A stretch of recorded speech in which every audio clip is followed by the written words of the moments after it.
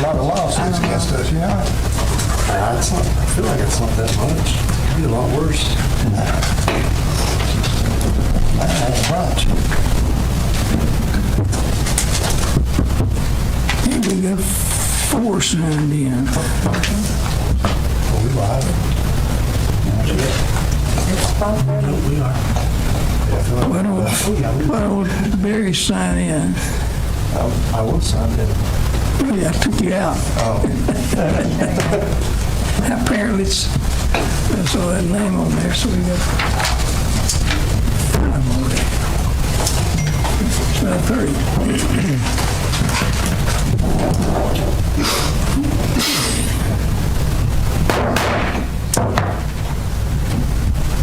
Evening, we have a special call meeting this evening for the Board of Mayor and Aldermen, Monday, June the 3rd. First, we have a public hearing on ordinance number 1632, adopting the annual budget and a tax rate for the fiscal year beginning July the 1st, 2024 and ending June 30th, 2025, passed on the first of 3 readings. Anyone care to speak on the public hearing? Seeing none, we'll move right into the special call meeting. Call the meeting to order. Ask the city recorder, Lori Ashley, to read the call. You and each of you are hereby notified that the Board of Mayor and Aldermen of the City of Tullahoma, Tennessee is called to meet in a special called session on Monday, June 3rd, 2024 at 5:30 p.m. in the municipal building to consider the following. The purpose of the meeting is for a public hearing, the first reading and adoption of the fiscal year 2025 appropriations ordinance and the tax rate ordinance, and to consider authorization of offer of Rule 68 procedure. This is an open public meeting. Thank you very much. If you would please stand and join me as we pray. Heavenly Father, we thank you for all the many blessings in life. We ask that you now be with us as we conduct the affairs of the city. May everything we do be pleasing in your sight and for the benefit of those citizens of Tullahoma. These things we ask in the holy name of your Son. Amen. Join me in the pledge. I pledge allegiance to the flag of the United States of America and to the republic for which it stands, one nation, under God, indivisible, with liberty and justice for all. Thank you.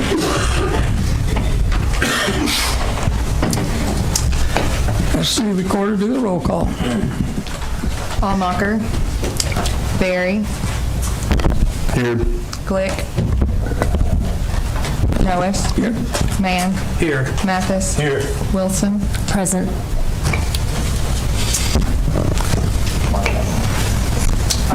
Five present, so we do have a quorum. At this time, we'll have comments from citizens. Anyone care to make comments from the citizens? If not, tonight is a budget hearing, and one thing that's customary that goes with the budget hearings is a budget address from the mayor. And with that, the budget address from the mayor has been on the agenda. I've been on the calendar now for since we published the calendar. So if you would, we'll jump right in.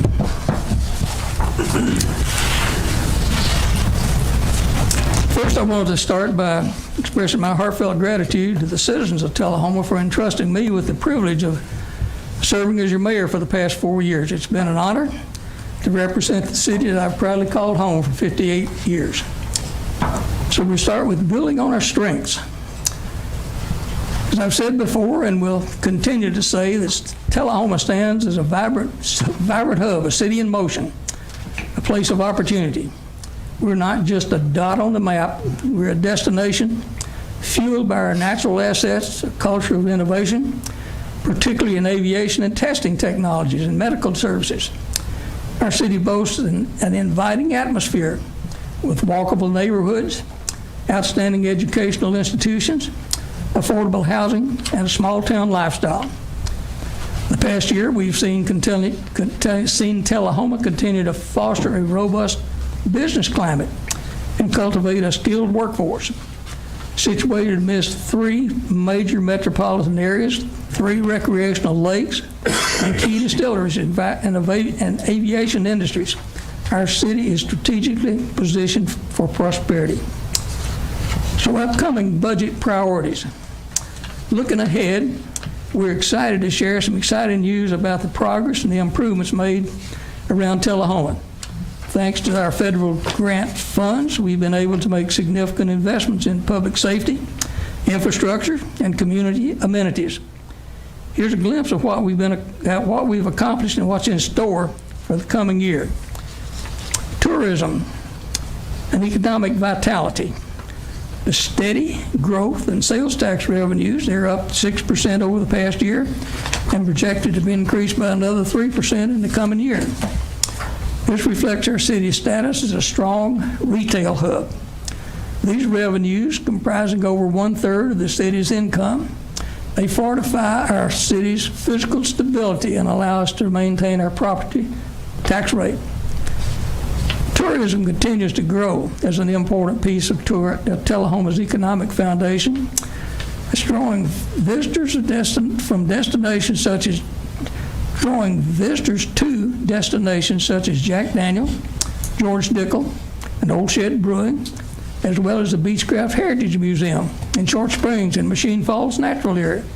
In addition to having a thriving retail hub and a magnet for tourists, Tullahoma boasts a vibrant community that enriches the fabric of our city. From galleries showcasing local talent to South Jackson Performing Arts, hosting captivating performances, there's always something creative happening in Tullahoma. The arts in Tullahoma not only entertain, but also inspire, reflecting the diversity and vitality of our city. As we continue to grow and evolve, the arts remain an integral part of what makes Tullahoma such a vibrant and dynamic place to live and visit. A pivotal role of the Arnold Engineering Development Complex, AEDC, in our region cannot be overstated. As the mission of AEDC expands to spearhead hypersonic flight research, Tullahoma must likewise expand its infrastructure to accommodate the influx of highly skilled young professionals requiring affordable housing and child care services. Our city's recognition as a great American defense community underscores our unwavering support for AEDC and its mission. Here's some public safety enhancements. In Tullahoma, we're immensely proud of our exceptional first responders who work tirelessly to keep our community safe. Our police and fire department are comprised of dedicated men and women who go above and beyond the call of duty every single day. Thanks to the federal grant support this past year, our first responders have received crucial equipment upgrades, ensuring that they are equipped with the latest tools and technology to effectively handle any situation that may arise.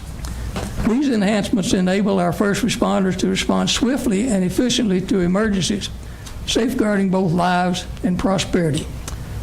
The recent addition of a new aerial fire truck at Station 2 exemplifies our commitment to continuously enhancing our firefighting capabilities.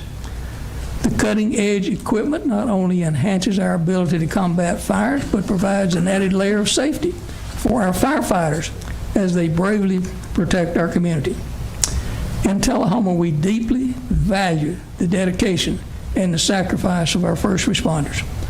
Their commitment to serving and protecting our community is truly commendable, and we take immense pride in their professionalism, bravery, and dedication to public safety.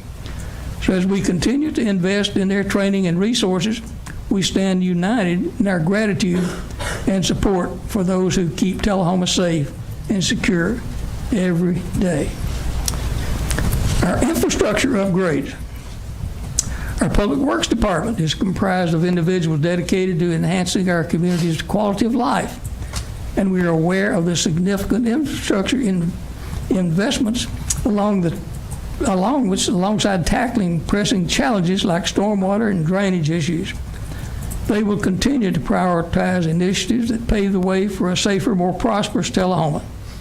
They exemplify the vital role that infrastructure plays in fostering progress and prosperity.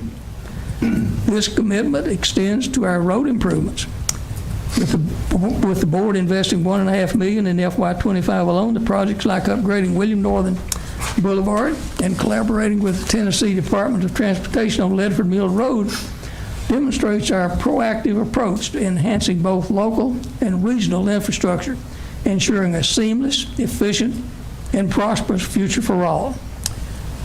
Our airport stands as a linchpin of our city's infrastructure while witnessing a continuous uptick in fuel sales every year. According to the Tennessee Department of Transportation, the airport's economic impact in our area exceeds $20 million each year. The ongoing development of the 100-acre airport business park holds promise for attracting new aviation-related businesses and bolstering our economic landscape. The completion of new sidewalks, particularly those around Robert E. Lee School along Old Local Road and Kings Lane, underscore our commitment to pedestrian safety and community connectivity. We're also in the process of adding sidewalks for connectivity on a portion of Cedar Lane.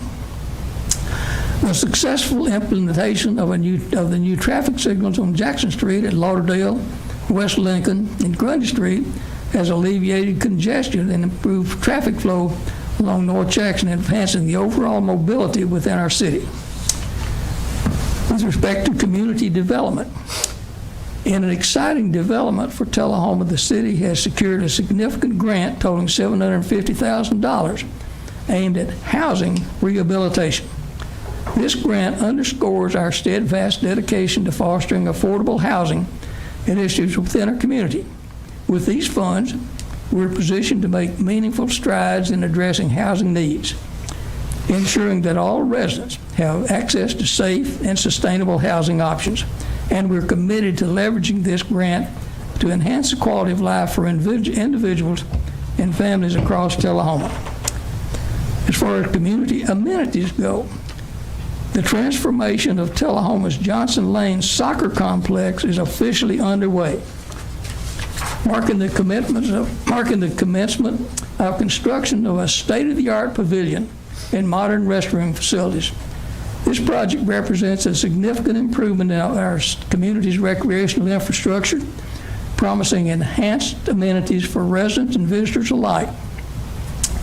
As we envision a more vibrant Tullahoma, these new facilities would serve as gathering spaces for families, athletes, and community members to come together.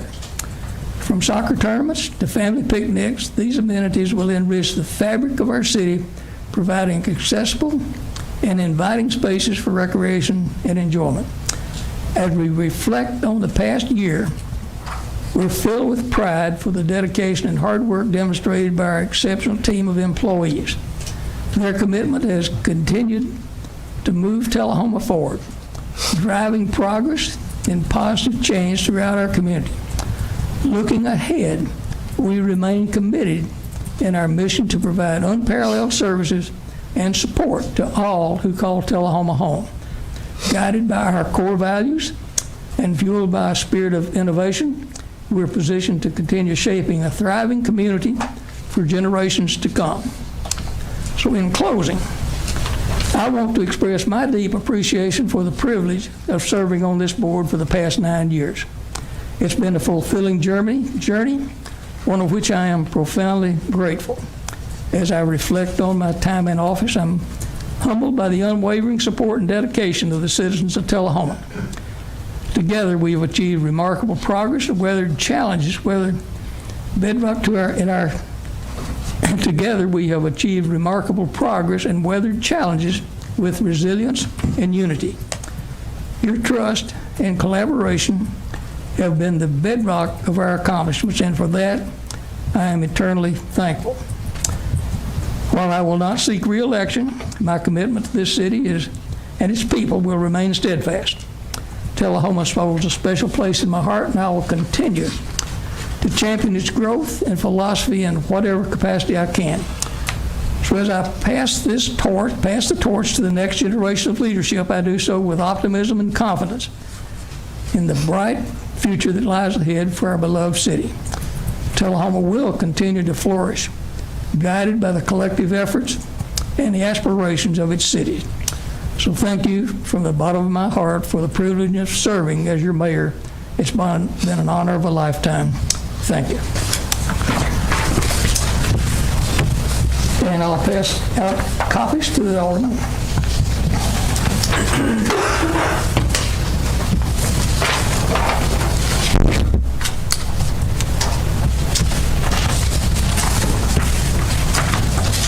And with that,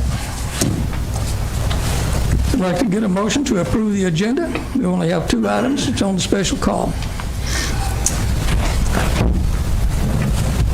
Need a motion to approve the agenda. Motion from Mann, second by Mathis. With that, need a vote to approve.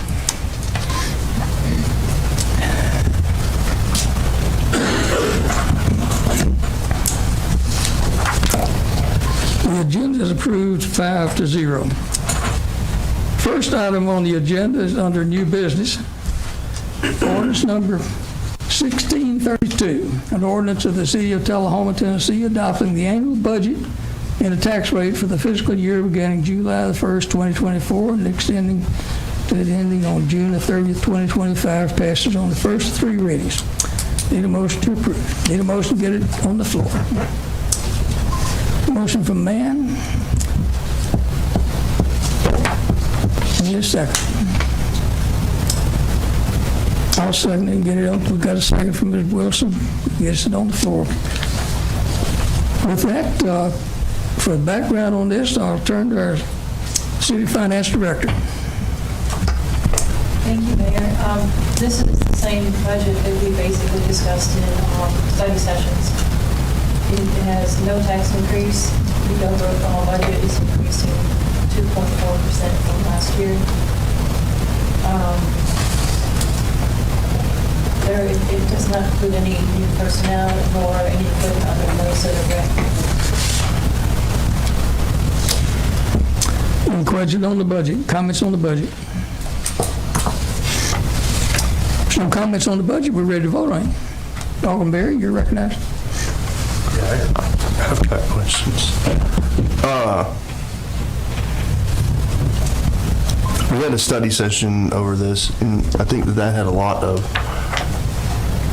information that we probably should have re-given that presentation tonight for the public's benefit, because it covered a lot of details that I think are pretty important, right? And some of the conversations that we had in that meeting. I mean, I'm going to save some of it till the second and third reading, but I do want to get maybe some others' thoughts in here on some of the things, because I don't want to be I don't know who else is asking questions, but I don't want to be the only one. And but some of it is, I think it's important for people to know. Property tax, we're looking at about 2% increase. no property tax increase. I'm sorry, property tax revenue this year. Property tax base, we're looking at that increasing about 2%, is No. what it usually runs. Which is pretty low, pretty flat. Our sales tax, we're only looking at about 3%. The sales tax, something I had kind of learned, is one of the things that we get, and we all probably get questions a lot on, is with all these new stores, why aren't we swimming in money with all the new sales tax revenue? Part of that is, one, we're looking, that's kind of flat, slowed down, lower than what we thought it would be, or expected, or wanted to be. But we see that statewide too, right? The state, in their budget this year, counted on, was it 733 million less this year? Yours actually came in less than we had expected. Your budget is pretty much flat. Yeah. But then also, we don't get all that sales tax money. What percentage of that, is it a 60-40 split roughly? You mean of the total sales tax, or you mean what goes to the local portion? The local portion of the sales tax. Of the 2.75% that comes here, about 60% of that goes to the Tullahoma City Schools and the Tullahoma City Schools for that service. And so we only see about 40% of that sales tax increase. And so that's some of where, people think we're swimming in money. It's not that. And looking at this, it's a kind of tight budget. And so priorities, like for me, are safety and infrastructure, always. And taking care of some of the things that we have. And so I'm not going to talk about it tonight. Don't worry, Jerry. But I think that as we come through here, if we want to, one of the things that we did is we passed a resolution saying that we were going to fund a 20-year road plan. And so, and Public Works went through and did some homework and gave us numbers on that. And so, we as a board committed to doing that. And so I think that we need to make sure that as we come through the budget that we pass the resolution. And so we need to fund it. But that money has to come from somewhere. We're not going to raise taxes. None of us are going to do it. So we've got to find it in the budget here somewhere. So one of the questions that I would ask is, some of these areas, well, really all these areas. One, out of this budget, I'd like to get a list of everything that's new. Anything that's been added into here. We talked about things, and I saw that departments had projects, but I'd like to see a list of everything that is new in the budget. There really isn't anything new. I can't think of anything that really is new that has any kind of scope to it. The only thing, we've had there's some increases for insurance, there's increases for pay, cost of living, but I think, and then a few for repairs and gas, but I don't think there's really anything, there isn't any new program in here. It's your second year of the SROs is in here.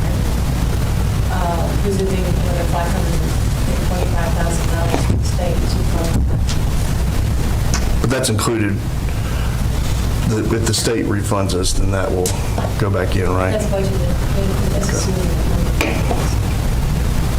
So we're not adding anything new to the budget this year? We're funding the services that we have based on the 3.5% cost of living and what that's going to impact various services. But there really, I don't think there are any new programs. We're looking at a few things like this year, we're working on redoing the website. I think that will help as far as we can build up that for next year. I suspect we'll see a lot more in terms of communication benefits from that. We're looking at different things that we can do from an IT standpoint to be more effective and efficient and eliminate manual processes and get everybody onto the same systems. But that's not something that is budgeted as some kind of a large item. Right. It's more to say, Well, and I kind of have, because we go through the budget sessions, we see all the department stuff, and we see the requests, but this doesn't actually tell us if any of that's in there, right? no, there is no equipment in here other than the request for equipment and capital. We're looking at addressing those through the money that we borrowed, the $7.5 million we borrowed, and the fact that we still have some left from the ARP grant funds. Those will be our primary sources for capital and for equipment this next year. Okay.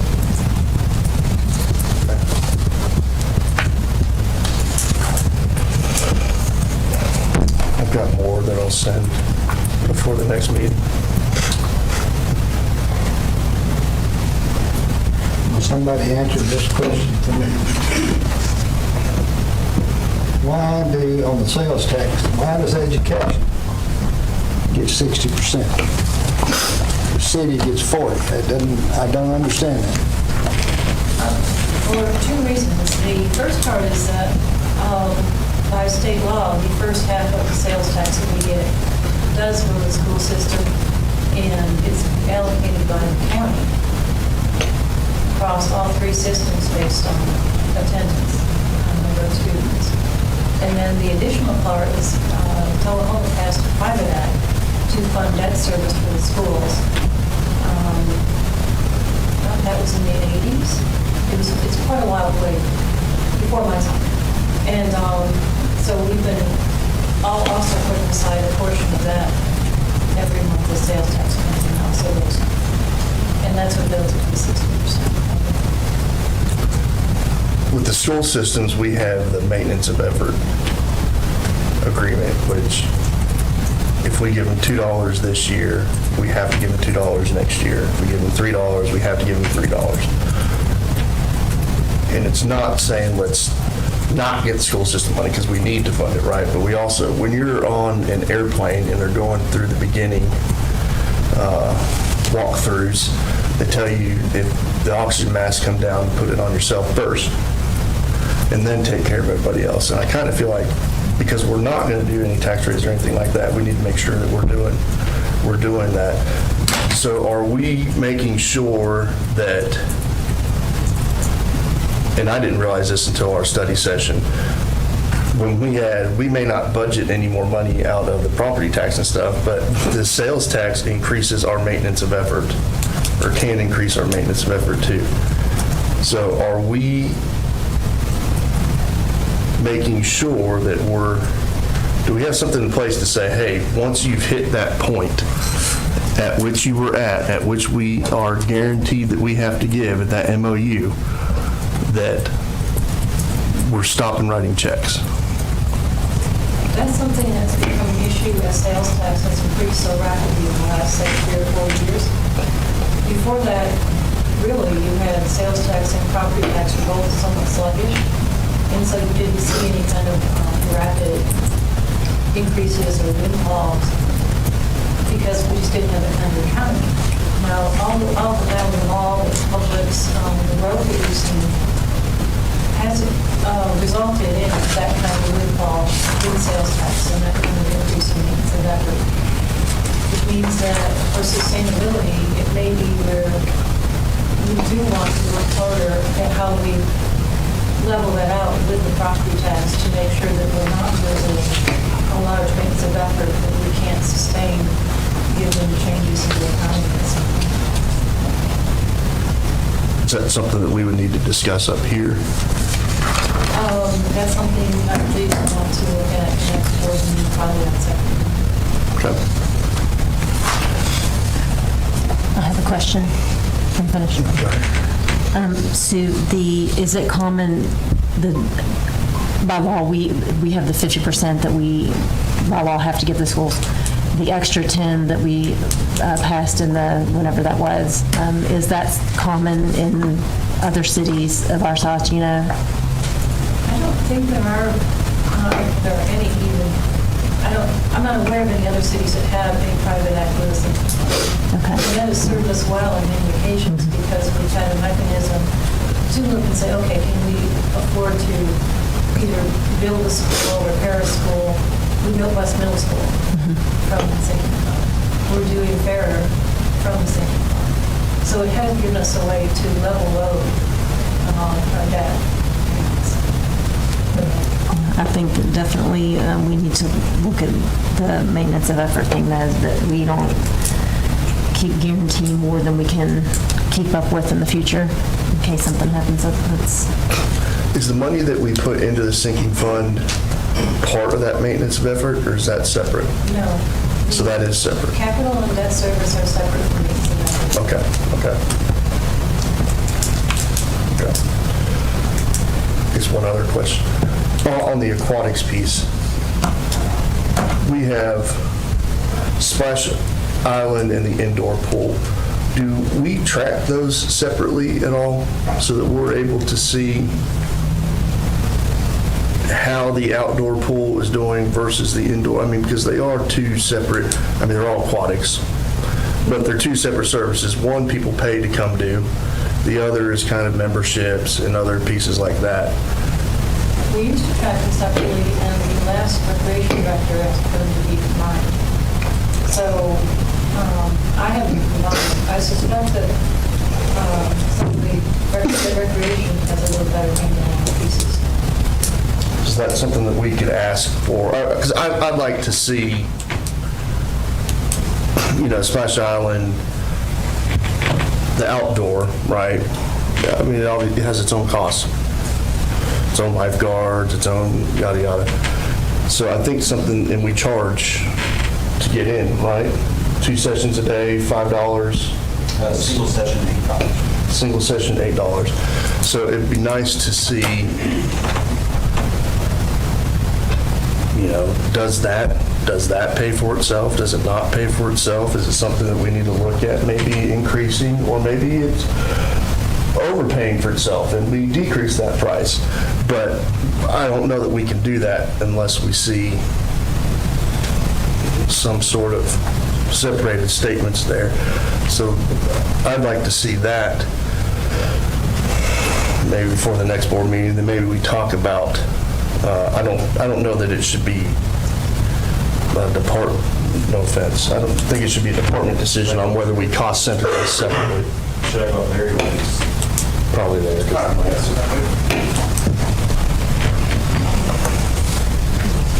So one of the portions of that could be a little bit problematic, we could probably figure it out, it would take a little bit doing, is the expenses are not tracked separately. So when we buy chlorine's for all of our water, not just indoor or outdoor pool.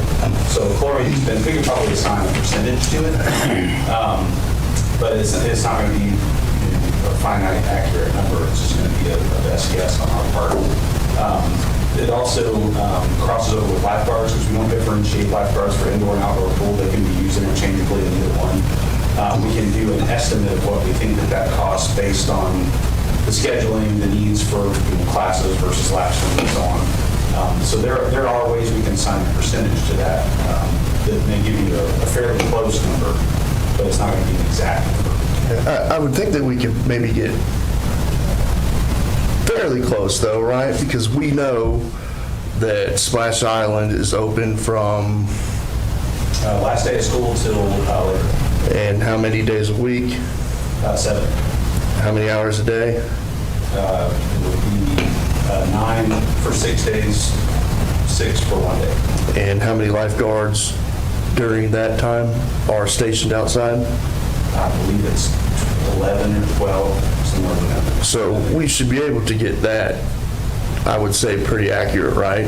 And we may share them throughout, but we should be able to do the math and say, for X amount of days that it's open here, we got 5 lifeguards here, our cost on the lifeguards is X amount. And I would also, we know how much, if we've got 20, I'm going to say chlorine tablets, I know it's not tablets, but if we've got 20 chlorine tablets and we know that we're putting 15 into here, and we know that we're putting 10 into here, then I don't know that we would have to guess that either. We know what, I would hope we know what we're putting in. You're just up here, so it's not, nothing's directed at you. You're the one standing there.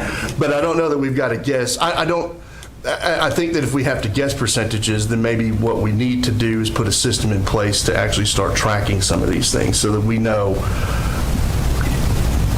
is what exactly is going into each thing. What does that pool cost? What does the indoor pool cost? What do these things actually cost? And so that we're not kind of guessing. And I'm not just pinpoint, I've got others, but I'm not just specifically pointing that one out. But that one's kind of a black hole when you look at these, and even when we go through I'm digging through the giant audit book. Even when we dig through the giant audit book, it's still just kind of a black hole. And so maybe something I'd like to see as best as we can get, if we're not tracking it this year, as best as we can get for this year. But then also, maybe it's something that needs to come from us that says, hey, these need to be split out into different cost centers. Their supplies tracked separately, the labor tracked separately, and these pieces tracked separately because they are. One's generating revenue, one's not. So I would think that we need to get cost on that and kind of do those things accordingly. Would be, I don't know, is that, I don't want to create all this work if the rest of the board doesn't. Yeah. That's all. I'll save the rest for later. Any further comments? Sorry, I have all that microphone. We're ready to vote on the budget for the first reading.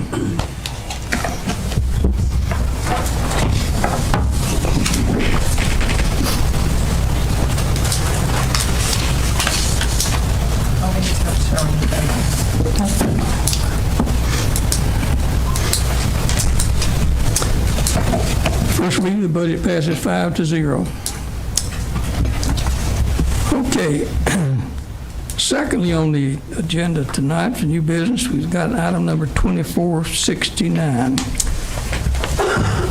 It's a request from the city administrator to consider authorizing the city administrator to submit one or more federal rule of civil procedure 68 offers of judgment to Costa Bryce in an amount to be determined by the liability carrier and payable solely by the city's liability insurance policy and not by the city treasurer.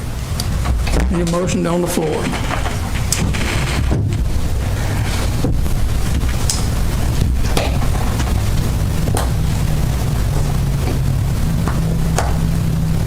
Need a motion to get this on the floor.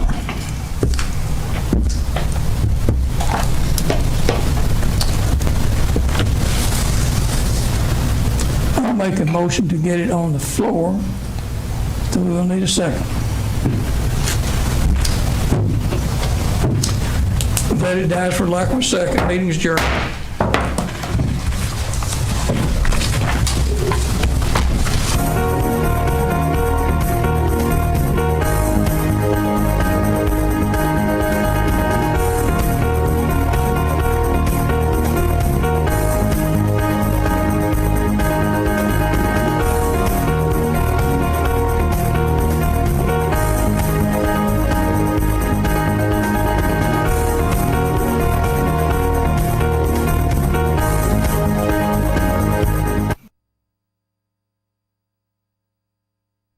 My name is J.T. Northcutt. I have sickle cell anemia trait, and several members of my family have sickle cell anemia disease. People with sickle cell disease have sickle cell-shaped blood cells, which cause less oxygen to flow through their body. This can make people tired and